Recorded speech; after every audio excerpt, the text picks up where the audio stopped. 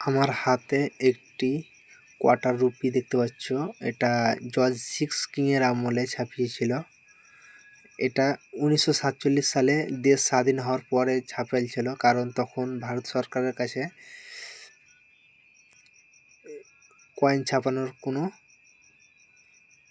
Digital জিনিস ছিল না। তখন সেটা ব্রিটিশ আমলে যে ডাইস ছিল, সেই ডাইসে এই কয়েনগুলো ছাপিয়েছিল। তো এই কয়েনগুলো ভিতরে তিন রকম পাওয়া যায়: 1 রুপি, হাফ রুপি আর কোয়ার্টার রুপি। তো আমার হাতে যেটা আছে এটা কোয়ার্টার রুপি। এটার দাম বলে দিই তোমাদের, আমি বই দেখে দাম বলি। এটা ছাপিয়েছিল 1946 এবং 1947 সালে। আর এর মেটাল হচ্ছে নিকেল। আর এর ওজন 2.91 গ্রাম। এর সাইজ 19 সেম এবং 19.50 mm। এর শেপ হচ্ছে সার্কুলার। আর এটা সাল 1946 এবং 1947 ছাপিয়েছে।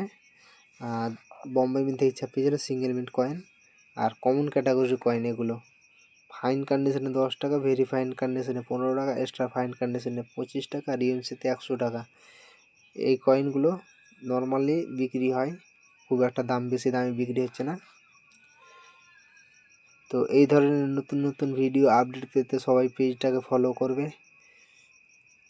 কয়েন ও নোটের দাম জানার জন্য তোমরা কমেন্ট করো, আমি তোমাদের কমেন্ট এই বই দেখে দাম বলবো। যদি ভিডিওটা ভালো লাগে লাইক কমেন্ট শেয়ার করে বন্ধুদের মাঝে ছড়িয়ে দাও। আজকের ভিডিও এই পর্যন্তই, দেখা হবে নেক্সট ভিডিওতে। সবাই সুস্থ থাকবে, ভালো থাকবে।